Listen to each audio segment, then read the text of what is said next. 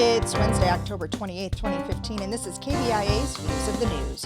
Our weekly roundtable on media behaviors comes to you from the Futures Lab studio at the Reynolds Journalism Institute. I'm Amy Simons, and here with me are my colleagues Mike McKean and Earnest Perry. On our program this week, South by Southwest cancels 2 panels for next spring's conference after threats of violence.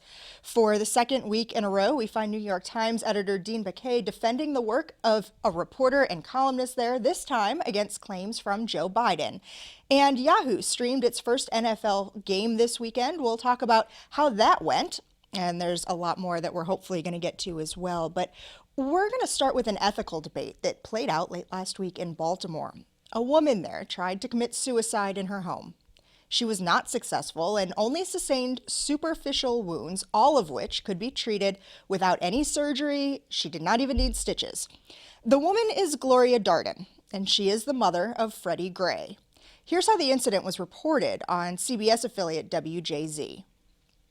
Well, Vic, WJZ has confirmed with multiple sources that Gloria Darden, the mother of Freddie Gray, tried to take her life late last night.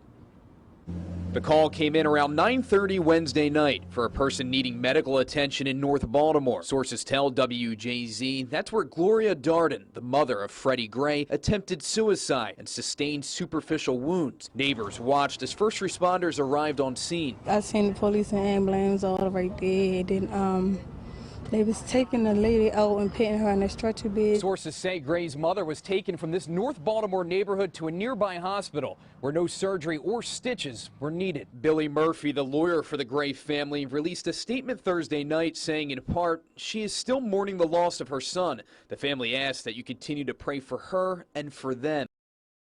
So, Ernest, the attorney's family says that this isn't news, that she is not a public figure. She's a mother who's grieving and wants to be left to mourn in public, that this incident never should have gotten the attention that it did. Well, I mean, here's where it becomes a problem. When you say that she's not a public figure, but she has been out there because of what happened to her son and the aftermath of that in Baltimore, then all of a sudden news organizations have to determine, well, okay, should we or should we not cover this? Is this a private matter or is it not? And at least from my reading of it, there were some news organizations that said, well, wait a minute, we're not going to go down this road. And then you had others that said, wait a minute, she has been thrust out in the public. This is something that the public needs to know. Personally, I would say at this point, with what was going on, I probably would have erred on the side of not going with that, but then we would also have to have this discussion around that. So it wouldn't just be me in the newsroom saying, no, we're not going to do it. I mean, it's got to be a open discussion. I agree with Ernest. I probably would, if it was my decision, wouldn't have run it. And I hate to say this, I do think she's a public figure, not through anything she did, but not only did her son die, it was a big story, she's received a huge settlement from the city. The police officers are going to go to trial, and I'm sure she's going to be involved in that somehow. So she is a public figure. But what really I think kind of bothers me is, and I almost hate to say it, the fact that she didn't succeed in killing herself probably makes a difference in my calculation, at least. If she had died, I mean, all the reasons we just talked about, that would have been a pretty big story and it would have had more impact. But the fact that she came out of it hardly injured physically at all kind of mitigates against running it in my mind. And the problem I have with the way that that WJZ did the story was that they didn't talk about it within more of a contextual way. Yeah, new context because coming. I mean, it's she lost her son. She's had issues in her own personal life. I mean, there's a larger story here that goes untold. And there's a blog post actually from an organization in Atlanta that's on our links blog that went into some of that, and the idea that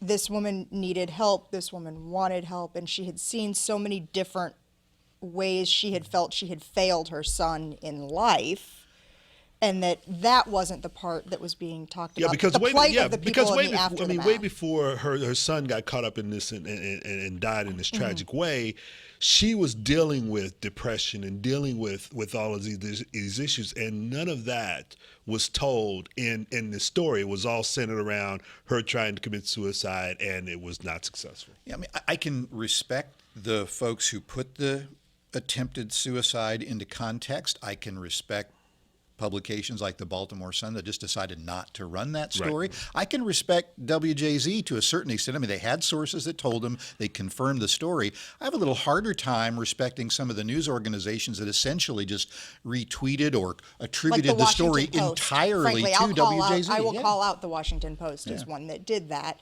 especially with some of the Washington Post sourcing being anonymous and the Washington Post simply putting the word report to attribute it to WJZ at the beginning of its headline.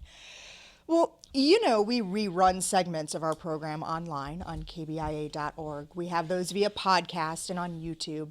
One of our most popular segments for on-demand consumption in the past year was one that we had on Gamergate. That's a controversy that had spawned a little bit more than a year ago as concerns about sexism grew in the video game culture. It's most notable for the way several female video game programmers and developers have been harassed and physically threatened online. Well, it's grabbed the tech world's attention again, and that happened yesterday when organizers of the South by Southwest Interactive Conference announced that it's going to be canceling 2 panels because of threats of on-site violence at that conference in Austin. When this happened yesterday, there was some shock, first because of what had happened and the idea of the threat, but then because South by Southwest appeared to be giving in. Yeah, and in fact, what they had done is they had a process this year that let sort of attendees have a say in whether panels made it or not. And the idea of a panel picker, vote for the panels you're most interested in. And they actually had one panel was sort of sympathetic to those who were complaining about harassment of women in the video game culture, and another panel that was basically set up by the Gamergate people, the folks who claim that this isn't about sexual harassment, that it's really about integrity of journalism and covering games. That's kind of a whitewash in my opinion. But they had 2 different competing panels set up, and then they got threats. And so they decided, and they said basically this is about trying to maintain a civil environment and to try to make sure that nothing bad happens. And so they canceled both of those from each side of the spectrum. And then they couldn't win. I mean, they were attacked by media who said they're withdrawing their participation in the conference. A lot of people raised the question of, well, here's a subject, harassment, and you're going to cave and not talk about it because you're being harassed. I mean, it's a hard issue. Well, I mean, this is something that we've talked about several times here on the show about the online culture of being able to harass and sort of try to incite violence and have anonymity in doing it. And I think that's where a lot of this problem is coming from, is that these people have basically shut down a pretty important subject at a place where it could have really gotten some stature in a way that would have been beneficial not only to the gaming industry, but to the whole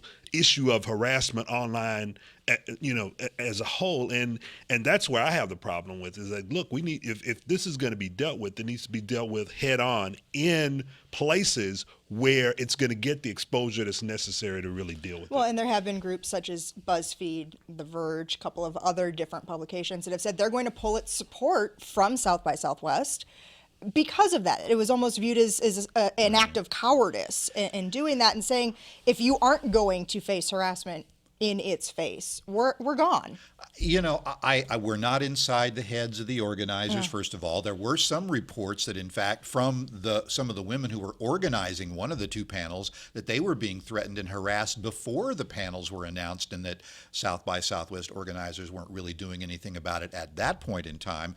But if you look on the face of it, what they said they're doing, you've got to feel a little bit conflicted about this. I mean, it was just a year ago that some guy who was fleeing police is charged with driving deliberately into a crowd at the South by Southwest Music Festival, which is a part of this whole thing, killed 4 people, injured a bunch of folks. It's a huge conference now, and in some ways it's the victim of its own success. 200,000 people or something show up, and it attracts crazies. And so you have to worry about what the line is between doing your duty to expose people to these real issues and not wanting to be part of another calamity. In reading about this, I'm very interested to see what is law enforcement's role going to be in this, because if they're actually threatening on-site violence at this major conference, then I'm wondering if the FBI or some other government or even at the lowest level, the Austin Police, or the Texas Rangers or someone like that is actually investigating these threats to see whether or not there's some credibility to them, and if whether or not some action could be taken. Because I think if you're talking about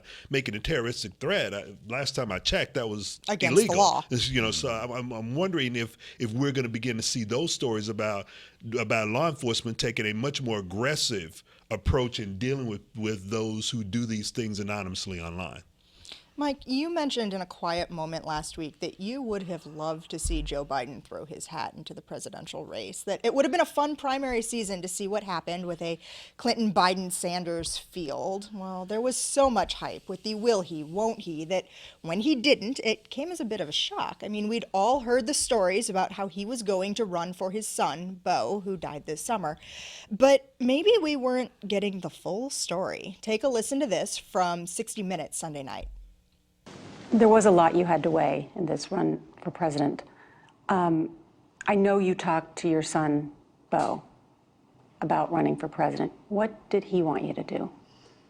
The first thing I'd like to do, and you're being very polite the way you're asking me the question, because some people have written that, Beau on his deathbed said, "Dad, you've got to run." And there was this sort of Hollywood moment that, nothing like that ever happened. Beau, from the time he was in his 30s, or actually his late 20s, was he and Hunter, my two most reliable advisors. And Beau all along thought that I should run and I could win.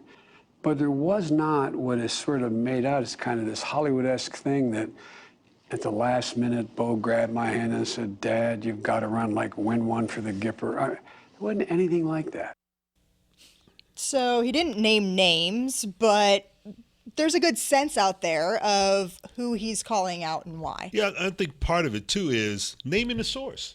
I mean, I think if the source would have been named from the beginning, or if you're going to say multiple sources, then name some of those multiple sources. Then now you've got a way to sort of go back and say, okay, this person said this person said that. And what we're seeing over and over and over again with a lot of these stories in particular done by columnists, is that what gets them into trouble is that they don't name the source, and then it just spreads like wildfire, and other people are picking it up, and because they don't have the source, they attribute it. The next person doesn't have the source. The next person doesn't have the source, and then the story changes because some person exaggerates here, exaggerates there, and you can't get back to, okay, who said what when, and what actually took place at that particular moment. I don't disagree with that at all, and we've said the same thing about anonymous sources for a long time. But I will say this much. I mean, Maureen Dowd quoted Beau Biden in very specific and detailed ways in that story. And if somebody close to Biden, or Biden himself, didn't give her those quotes, then she made them up. And I would be surprised if she made them up. I'd also say that, you should look at what the vice president said about some other things in the past few weeks after he decided he wasn't running, or when he was thinking about running. I mean, remember what he supposedly said in the war room when they were talking about going in to get bin Laden? Well, he encouraged the president supposedly, to take a little more time, get a little bit more intelligence before you go. And then he said, in the past couple of weeks? Well, but after that, in a private moment on a staircase in the White House, I said, "Go ahead, Mr. President, this is the right idea," basically. So politicians remember things as events change or their place in things change. So I'm not sure I would lay it all on anonymous sources. I totally agree with you on that. I mean, I don't trust politicians to actually retell the story in a way that's going to be authentic. But that even more so means that journalists have to name their sources, and you have to be able to pin that down and go back. Yeah. By the way, I think there's one aspect of that 60 Minutes interview that I'm kind of sorry more media didn't pay attention to it. It's almost like we can't walk and chew gum at the same time. Norah O'Donnell did a really good interview, and partway through it, she says something like, part of your speech sounded like, well, I'm ready. I have a plan if you still need me at some point. And then the vice president says, there's some truth to that. But when she started pushing him, he backpedaled when she was insinuating, well, maybe you're just hanging around, leaving the door open a little bit in case something blows up with Hillary Clinton's campaign. Oh, no, that's not what I meant. But I kind of think that's what he meant. Okay, well, one other thing or a pattern here.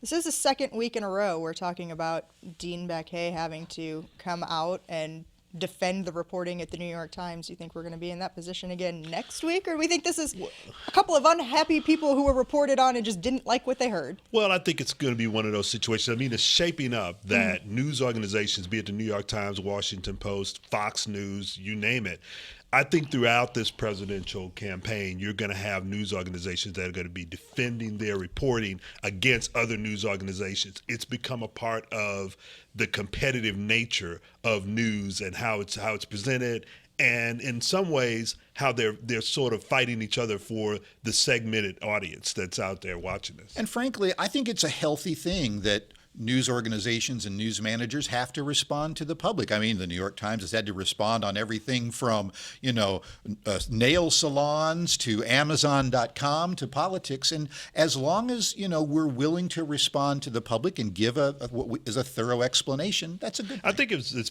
part of the whole transparency culture now. I think if you're going to be transparent, you're going to have to deal with these things. So. Okay, so let's talk sports now. Last night, Game 1 of the World Series. The Royals beat the Mets 5-4, but not before a whole lot of craziness on the field and off. There was the first ever inside the park home run that was in a World Series game. There was Fox's broadcast going down in the fourth inning after the primary and secondary generators that were powering the production trucks, they went down. And then word that the Royals starting pitcher, his father died before the start of the game. It was a crazy night at the K. It was a crazy night. I mean, and it's still going on because you actually have news organizations or sports organizations out there right now basically saying, hey, we don't know whether or not we should have said something on the air about his father dying before or not. I mean, it's and they're still talking about it. They're talking about the ethics of, do you do that or don't you? And Fox chose not to do it, of course, because they were airing the game, but then you had others that were running the story. Well, and it was even a little more subtle than that because Fox Sports was tweeting about it and Fox News was tweeting about it, but in their game broadcast, they weren't, because they were trying to respect the family's wishes and not affect the outcome of the game. And so I think they kind of split the middle pretty well on that. And I think part of it was that they were told that Volquez, who's the starting pitcher, goes into the clubhouse in between innings when he's not pitching, and he has the television on, and they didn't want to say anything that may tipped him off that his father had passed. I thought another interesting sort of just technical issue with this broadcast, you talked about the few minutes that Fox went down because the power went out to their trailer. So you were watching, so you saw how this all went down. What happened? I was watching it, and I mean, basically the power went out, and they attributed it to power at their trailer, which is their uplink basically to the satellite to carry that game, was down. So for a little bit, they just went to studio, and they had some lesser anchor types pontificating for a while. And then it turns out that they were able to pull in a feed from Major League Baseball that they use for international audiences, and were able to talk over that for a little while. And when they came back, there was something that I guess I had forgotten about if I'd ever realized it, but the game stopped, not just because there was no TV of the game, but because the managers use instant replay in the dugouts that comes from that network feed, and they were unwilling to play the game without that technology assist. Well, yeah, I mean, they're going to do that because, I mean, you're talking about a World Series game, and now that they have that instant replay, they're going to want to have that. Okay, well, Yahoo Sunday offered the first ever live stream of an NFL game. It was something that had been never done before, and CEO Melissa Myers has some interesting reasoning on the strategy going into the game. The NFL opportunity is just historic. Well, they picked you, but you had to agree to pay them, so you're making a decision as well. Sure, but I mean, I think that when we look at our legacy in sports and the opportunity that we have for our users, the fact that we have a really extensive network, we've got a lot of server capacity, there's a lot that we can bring to the table. And I think it's interesting, I made this comment last week at our all-company meeting. it was sort of funny because when I first got to Yahoo, the employees and reporters and others took great fun in hazing me, of asking, is Yahoo a media company or is Yahoo a tech company? And all Yahoos get this question all the time, by the way. Is it media tech? Is it media-driven tech? Is it tech-driven media? Is it media? Is it tech? And for a long time, I would say that that was one of the company's Achilles heels. And I think that with the NFL opportunity, what you can really see is what was at one point our Achilles heel, that ability to define ourselves, now becomes a real opportunity and a strength. Because when someone like the NFL decides to go digital, we might not be the biggest technology company, but we're the biggest technology company that gets media. We might not be the biggest media company, but we're the biggest media company that gets tech. And so we become a really natural partner to figuring out how to help some of these media companies come online and really find great distribution and a great experience and ultimately build great business. So a great experience. The results of this experiment were relatively mixed. Well, there's a lot to unpack there. First of all, it was a game that was broadcast early in the morning because it was taking place in London, and so it wasn't competing against the big networks' broadcast. There's that. Advertisers did buy into the game, but there's some sense that one of the reasons they did it is that Yahoo auto-streamed this game on their page no matter what. Exactly. So anybody who went to the yahoo.com homepage ended up seeing the game and then had to actually choose to go away from it. On the other hand, online video and live streaming events video is growing bigger and bigger every year. Cisco put out a study this year that I thought was fascinating. They said in 4 years, 80% of consumer traffic on the internet worldwide is going to be video. So it's growing. It's an opportunity to make money. That doesn't mean that, we've got all the kinks out of it yet, as that broadcast showed. And therein lies the problem, especially when you're talking about live broadcasts of sporting events. People have become accustomed to seeing that wonderful picture, that vivid color, and when they on don't the 50-inch TV or even bigger at home, they want that HD experience. Exactly. And when they don't get that, when they don't see that, when it's pixelated and it doesn't come out quite well, or it stalls and goes to black and that sort of thing, people go like, okay, done with this, I'm going to the television. And that's one of the problems that they're going to have to fix. As we see so many more cord cutters coming to the forefront and people watching their television program through streaming services and increases in subscriptions to Netflix and to Hulu and people looking for alternatives to that regular cable subscription.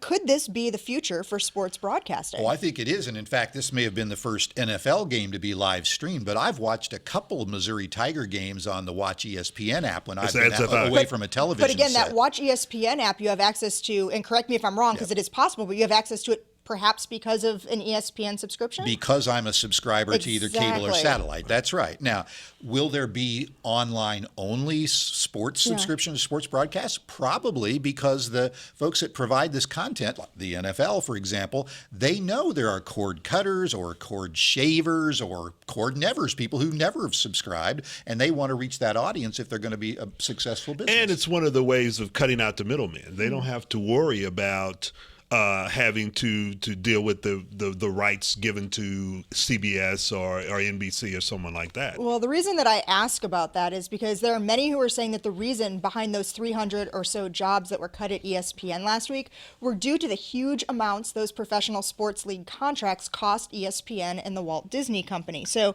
here are some astounding numbers that I'm going to read directly from my script. The network, ESPN, just doubled its annual payment to Major League Baseball to average $700 million a year. And that is only getting one playoff game per year. An NBA deal that's going into effect next year will triple its cost, and ESPN is now going to be paying $1.4 billion with a B for the year.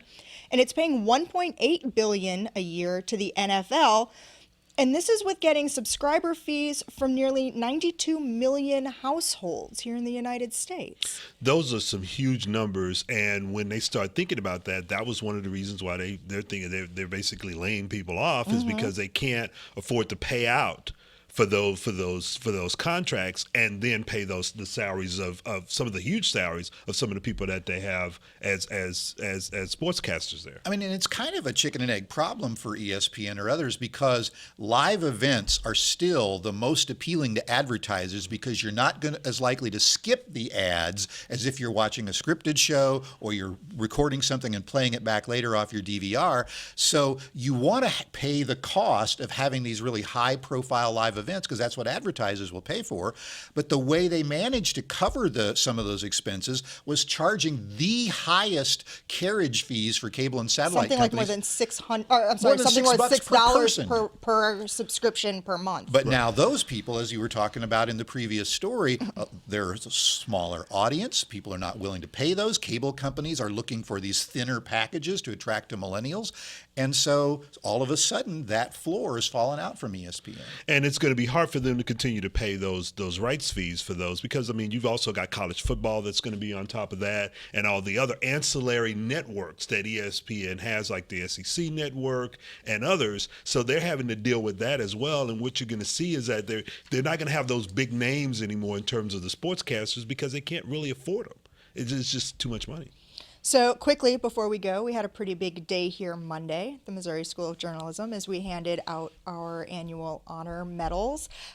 We all had an opportunity to mingle with some of those honorees. Among them, Mike, we spent some time with folks from CNN Digital. Bill Plant was here from CBS News, Merrill Perlman, a New York Times copy editor who has since left the paper, but some wonderful, wonderful names that our school was able to bring here in honor this week. Yeah, I was really impressed with Barbara Ehrenreich, and yes. I'd met her once before, but she really talked about issues that I think are of concern not only to our students but to the university as a whole when she talks about income inequality, and even when she talks about journalists and the fact that many journalists aren't being paid for the work that they're doing, and those who aren't getting paid sufficiently for the work that they're doing. And I think that's a huge issue in our industry. I thought there was very timely topics as well as really interesting people. And we had a panel that you were involved with that was talking about, how women are treated or not being treated well in terms of equity in the structures of journalism today. And we had, I thought, Meredith Artley from CNN, who runs their digital operations, who had a slightly different approach on how to deal with sexism in the industry, which was interesting. And it was very interesting, if only because Meredith, being of my generation, that we've had a slightly different experience than generations before who really paved the trail for us, and how we're able to reap the benefits of their hard work, and how our strategy and approach is different as we bring the next generation into. And I think it's also important to talk about the sort of the values that, we still try to maintain in journalism despite all the changes in technology and platforms. Bill Plant, you mentioned, from CBS News.